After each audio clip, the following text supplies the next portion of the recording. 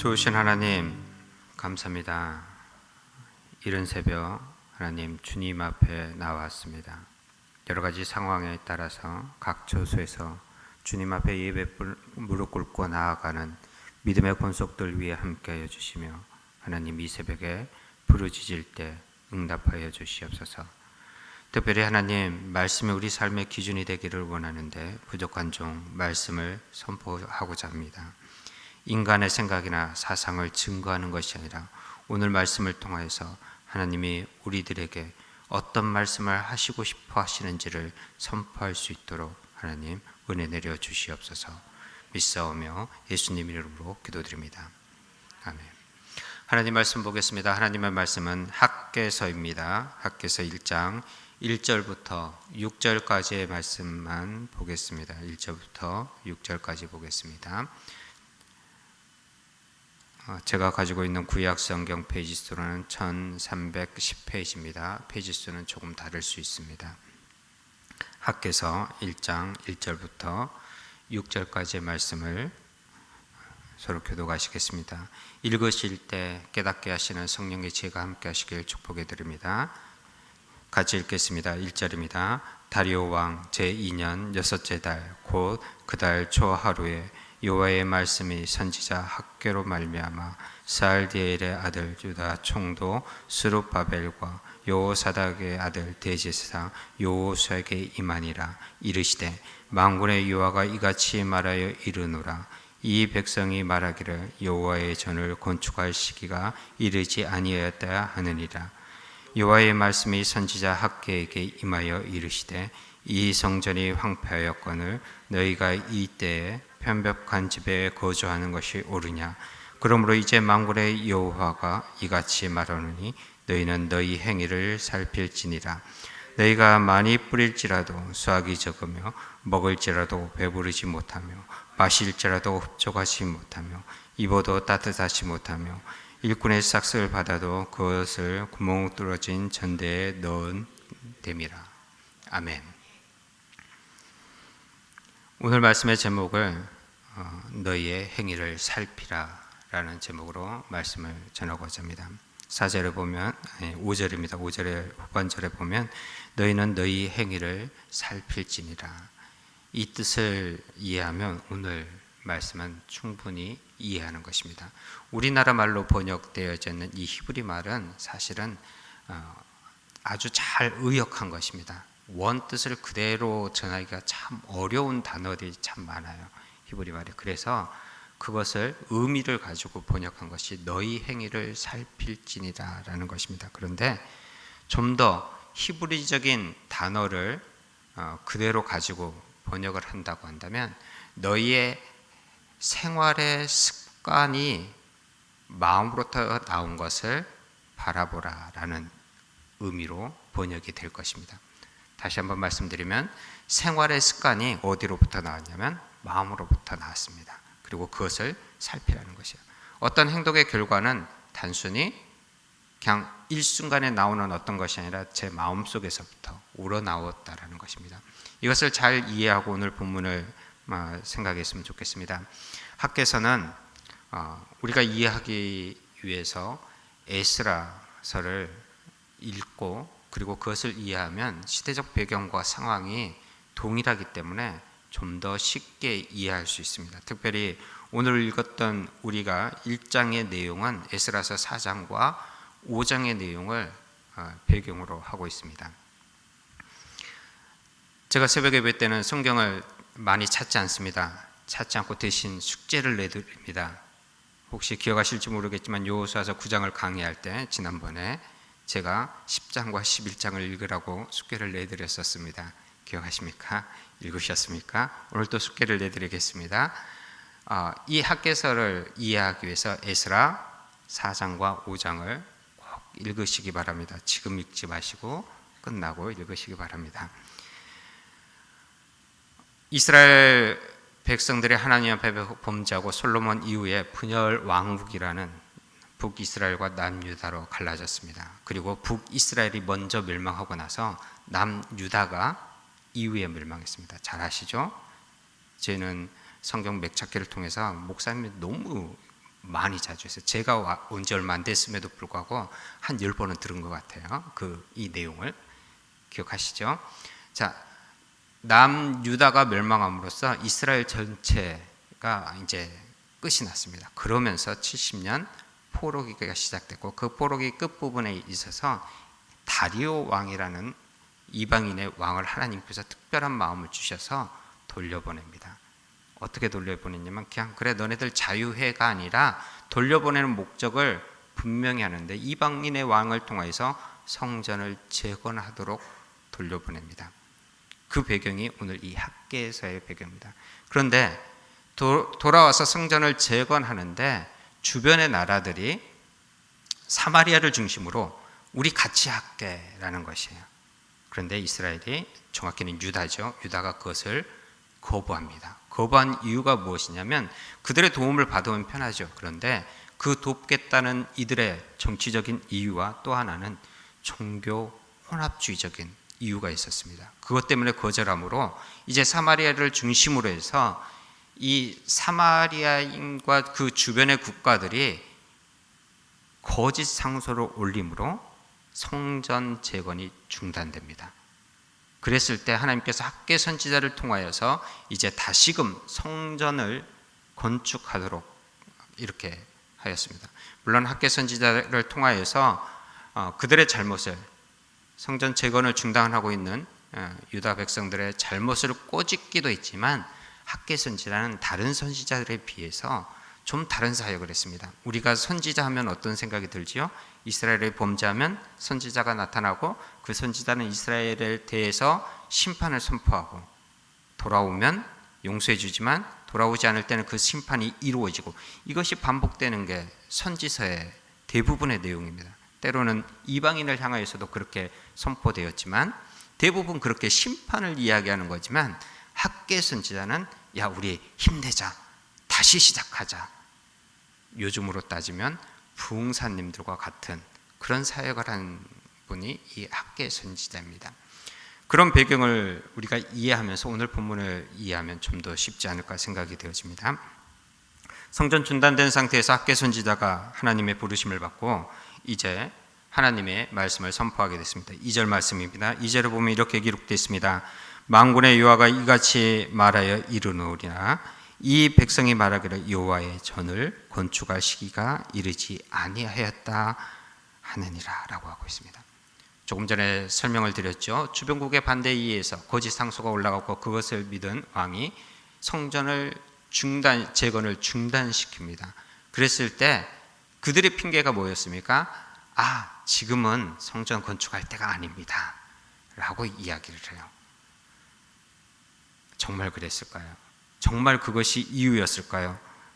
하나님은 그들의 중심을 너무나도 잘 아셨습니다. 그래서 그들을 향하여서 내린 이유를 정확히 꼬집어서 이야기하고 있습니다. 4절입니다. 4절에 보면 이렇게 이야기하고 있습니다. 이 성전이 황폐하였거늘 너희가 이때 편벽한 집에 거주하는 것이 옳으냐. 그러면서 말씀하시는 것이 오늘 제가 제목으로 잡은 내용이 나옵니다. 5절에 그러므로 이제 만군의 여호와가 이같이 말하노니 너희는 너희의 행위를 살필지니라. 마음의 중심에서부터 우러나와서 무엇인가 행동의 습관이 되어버린, 이미 습관이 되어버리는 것을 살피라고 하면서 그 전에 어떤 내용을 말하고 있냐면 성전이 황폐하였거늘 너희가 편벽한 집에 거하는 것이 옳으냐라는 것입니다. 자, 편벽하다라는 것은 우리나라 말로 굳이 그대로 문자적으로 번역을 하면 판잣집입니다. 그런데 지금 생각하는 판잣집의 개념이 아닙니다. 지금은 판잣집에 산다고 그러면 가난의 상징이죠. 그런데 이스라엘은 이런 나무로 집을 지을 수 있는 곳이 아닙니다. 이스라엘에 가면 강석회암이 주를 이루고 있습니다. 가는 곳마다 강석회암이 있어요. 그래서 이스라엘 가면 물을 함부로 마시면 안 됩니다. 왜냐하면 석회암 지역이기 때문에 물에 석회석이 많아서 반드시 사드셔야 됩니다. 참고하시기 바랍니다. 그런데 이 석회암 지역으로 이루어지다 보니까 고대로부터 지금까지 현대 건물을 짓는 것 외에 집을 지을 때는 법적으로 강석회암으로 짓도록 되어 있습니다. 그런데 이들이 왜 판자라는 이 나무로 된 집을 지었을까? 바벨론의 포로 생활을 70년간 했습니다. 그들의 문화를 배웠습니다. 바벨론은 나무로 짓는 집을 지었습니다. 좀 더 쉽게 이야기하면 우리나라 조선시대 때 살던 사람이 현대나 또는 미국에 건너가서 현대 건물을 보고 거기서 생활했던 사람이 다시 조선시대로 가서 집을 지으면 어떤 집을 짓겠습니까? 초가집을 지을까요? 지금 같은 집을 짓겠죠. 편하니까, 좋으니까. 바로 그겁니다. 요즘으로 말하면 이태리제 대리석을 가지고, 그리고 뭐 어디 모르겠습니다. 건축자재, 좋은 건축자재로 짓는 집을 지금 편벽한 집이라는 것입니다. 성전은 황폐했는데 너희 집은 화려하게 지었다라는 것입니다. 그것이 삶의 방식이고 그것이 마음 중심에 어떤 것이 나왔다라는 것입니다. 그래서 그것을 감추기 위한 모습으로 그들이 뭐라고 말했냐면 2절 다시 보겠습니다. 2절 후반절에 여호와의 전을 건축할 시기가 이르지 아니하였느냐. 그리고 또 하나의 이유가 있습니다. 학계 선지서의 특징이 있는데 어떤 사건이 있을 때마다 정확한 날짜를 기록합니다. 오늘 1절에 보면 어떻게 기록하고 있습니까? 다리오 왕 제2년 6째 달. 2장 1절에 보면 또 정확한 날짜가 있습니다. 그리고 2장 중반절에 보면 또다시 정확한 날짜를 기록하고 있는데 이 날짜들의 공통점이 뭐냐면요, 이스라엘 사람들에게 있어서 삶에 있어서 가장 바쁜 시기입니다. 얼마든지 핑계를 댈 수 있는 시기예요. 농번기 때입니다. 농사를 지어야 될 때입니다. 포로로 돌아왔고 자기들을 먹고 살아야 되는 그 시기에 가장 중요한 자기들의 생계와 관계되어 있는 그 일을 해야 될 시기에 그들은 하나님의 말씀이 그들에게 선포되어졌던 것이에요. 그랬을 때 그들이 하나님 나 바빠요 라고 핑계댄 것이 아니라 뭐라고 핑계댔냐면 여호와의 전 지을 시기가 아니에요. 왜냐하면 주변 상황을 보세요. 나라들이 반대를 했고 나라에서 금했고 그렇기 때문에 아직 아니에요 라고 대답을 한 것입니다. 그런 그들의 마음의 중심을 아신 하나님께서 어떻게 하셨냐면 6절입니다. 6절에 보면 이렇게 기록되어 있습니다. 같이 읽겠습니다. 너희가 많이 뿌릴지라도 수확이 적으며 먹을지라도 배우리지 못하며 마실지라도 흡족하지 못하며 입어도 따뜻하지 못하며 일꾼이 싹스를 받아도 그것을 구멍 뚫린 전대에 넣음이 되었느니라. 농번기였습니다. 그들이 씨를 뿌리고 추수하고 그리고 그것을 통해서 많은 것을 얻는 것 같지만, 그리고 자기가 포로에서 돌아왔고 또는 다른 나라로부터 점령을 당해서 모든 것을 빼앗겨서 그들에게 붙어서 일을 하여서 그 싹스를 받을지라도 그것이 다 아무것도 아님을 선포하고 있습니다. 왜냐하면 그들의 수고가 값어치 없어서가 아니라 그들의 마음의 중심, 그리고 그 마음의 중심으로부터 흘러나온 그들의 행동들이 하나님의 뜻과는 다른 것이기 때문입니다. 한번 생각해 보시기 바랍니다. 우리는 하나님 앞에 얼마든지 핑계댈 게 많습니다. 하나님 바쁩니다. 하나님 힘들어요. 하나님 나는 가진 게 없습니다 라고 말할 수 있습니다. 그런데 하나님께서는 이미 우리의 중심을 알고 계신다는 것입니다. 그런 우리들을 향해서 너희의 마음을, 너희의 행위를 살필지니라 라고 이야기하고 있습니다. 또 한 번 그 말씀을 하십니다. 오늘 본문이 길어서 다 읽지는 않았습니다. 6절까지 읽었지만 7절에 보면 이렇게 기록되어 있습니다. 만군의 여호와가 말하노니 너희는 자기의 행위를 살필지니라 라고 다시 한번 반복하고 있습니다. 그러면서 이제 하나님이 하나님의 마음을 이야기해 주고 있습니다. 자, 8절 같이 한번 읽어보겠습니다. 같이 읽겠습니다. 시작. 너희는 산에 올라가서 나무를 가져다가 성전을 건축하라. 그러면 내가 그것으로 말미암아 기뻐하고 또 영광을 얻으리라. 여호와의 말하노라. 이스라엘 지역은 건축 자재로 쓸 수 있는 나무가 없습니다. 그런 그 이스라엘 지역에서 하나님께서 뭐라고 하냐면, 야, 너희들이 마음이 정말 그래? 하나님, 상황이 이러기 때문에, 조건이 이러기 때문에 지금 지을 수 없어요. 건축 자재도 없고요. 지금 상황도 바쁩니다. 조건도 안 좋습니다. 정말 그래? 그러면 그게 너희들의 진짜 마음이면 산에 가서 나무를 베어다가, 저 쓸모없는 건축 자재로 쓸 수도 없는 저 나무를 베어다가 성전을 건축하면 내가 그렇게 기뻐할 거야. 영광을 받을 거야. 이스라엘의 흔한 나무는 우리나라로 굳이 따지면 아카시아 나무입니다. 아카시아 나무 잘 아시죠? 땔감으로 뿐이 쓸 수 없는 나무입니다. 그런 나무가 흔한 것이 이스라엘입니다. 그런데 그 나무를 가져다가 성전을 지으면, 너희의 중심이 정말 주님의 전을 짓는 것이라고 한다고 한다면, 재료가 무엇이 됐건, 성전의 모양이 무엇이 됐건 나는 기뻐할 거야. 나는 영광 받을 거야 라고 말하고 있습니다. 이것은 역설적으로 너희의 중심이 그렇지 않아 라는 것을 이야기해 주고 있는 것이에요. 9절 말씀입니다. 9절에 보면 이제 그들의 본심을 이 학개 선지자를 통해서 정확히 아주 직설적으로 이야기하고 있습니다. 9절 같이 읽겠습니다. 시작. 너희 많은 것을 받았으며 도리어 적었고 너희가 그것을 집으로 가져갔으나 내가 보려 버렸고 나 만군의 여호와가 말하노니 이것이 무슨 까닭이냐. 내 집은 황폐하였을 때 너희는 각기 자기 집을 짓기 위하여 빨랐습니다. 4절의 내용과 약간 비슷한데 이제 구체적으로 이유를 설명합니다. 9절 후반절에 내 집은 황폐하였을 때 너희는 각기 자기 집 짓기 위하여 빨랐습니다 라고 비슷한 말씀을 하죠. 그런데 그 전에 뭐라고 말씀하십니까? 그 전에 그 이유를 말씀하십니다. 그들이 그렇게 했던 자기 집을 짓기에 빨랐던 것에 관해서 이야기하는데, 제가 읽어드리면 이렇게 기록되어 있습니다. 그것이 뭡니까? 성전 건축하도록 주어진 것입니다. 그것을 집으로 가져갔으나 라고 이야기합니다. 자, 포로로 있던 그들이 돌아왔습니다. 성전을 뭐로 건축했을까요? 제가 에스라 4장과 5장을 읽으시라는 이유가 여기에 있습니다. 다리오 왕 원년에 하나님의 특별한 마음을 그에게 주셨고 그가 유다 사람들을 포로에서 풀어주면서 너희들은 자유롭게 돌아갈 사람은 돌아가고 남을 사람은 남아라고 하면서 가서 성전 재건을 해.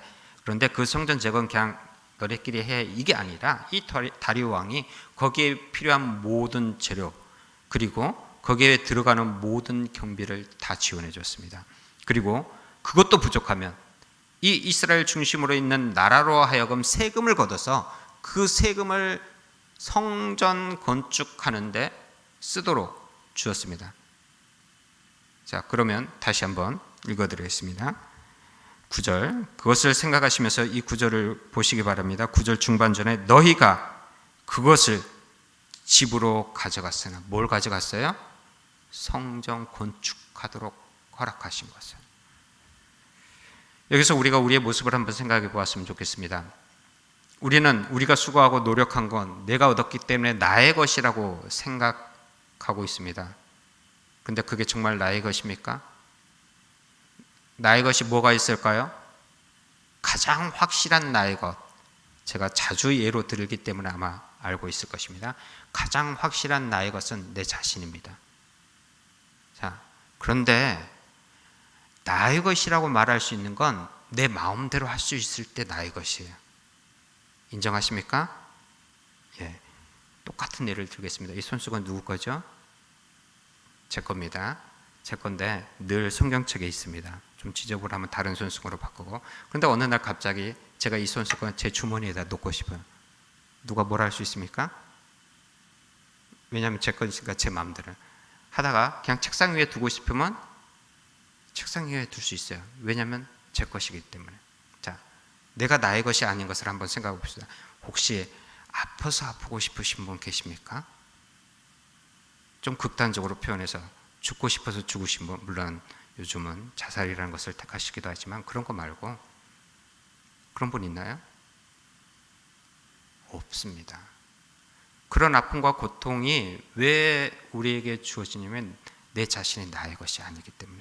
하물며 물질, 주변의 환경, 그 어느 것도 나의 것이 아닙니다. 그런데 그걸 우리가 나의 것이라고 하고 있어요. 어떤 모습과 똑같냐면 학계 선지자의 시대에 성전 건축을 하고 다리오 왕이 지원해줬던 그런 성전 건축의 재료들을 자기 집으로 가져가는 모습과 우리의 모습이 다를 게 없다라는 것이에요. 그런 우리들을 향하여서 하나님께서 야, 너희들의 그 행위를 살펴봐 라고 이야기하고 있는 겁니다. 근데 이 행위가 어느 순간 한번 이거 오늘만 가져가지가 아니라 이미 생활의 습관이 되어버린 모습이라는 것이에요. 이미 우리도 그렇게 습관이 되어버려서 물질은 내 것인 것 같고 건강도 내 것인 것 같고 가족도 내 것인 것 같이 착각에 빠져서 살고 있습니다. 그런 우리들을 향하여서 하나님은 학개서를 통해서 야, 정말 그래? 너희들의 행위를 살펴봐. 너희들의 마음, 그리고 그 마음에서 나온 삶의 습관이 정말 옳은지를 살펴봐라고 이야기하고 있다는 것입니다. 우리 행위를 살펴봤으면 좋겠습니다.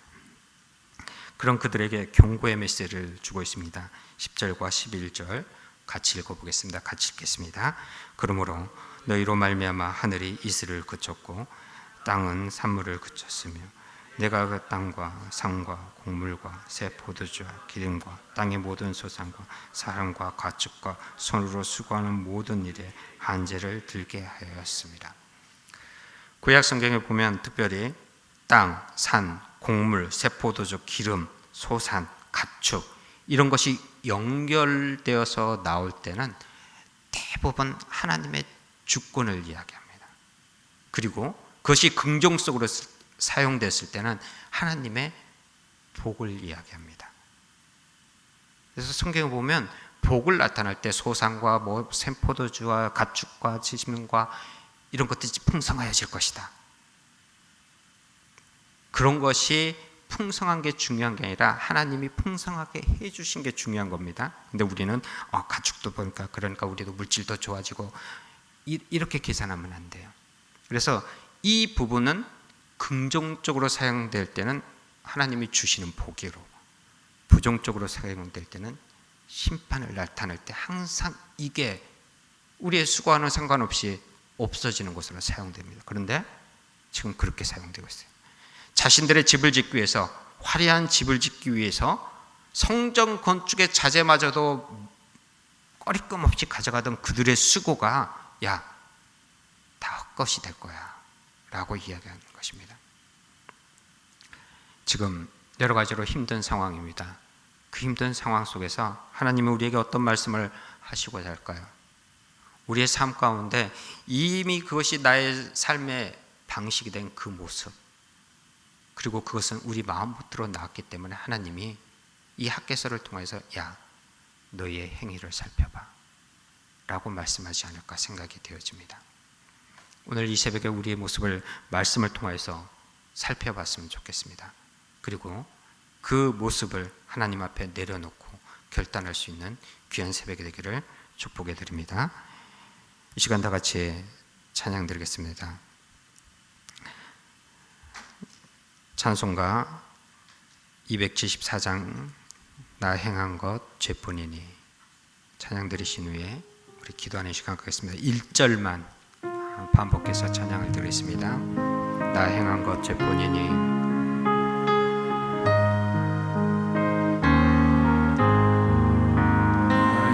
나 행한 것 죄뿐이니 주 예수께 비옵기는 나의 몸과 나의 마음을 깨끗하게 하옵소서.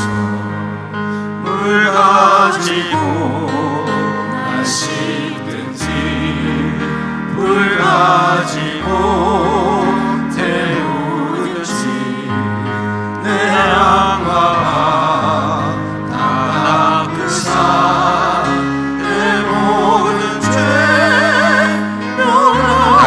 것 죄뿐이니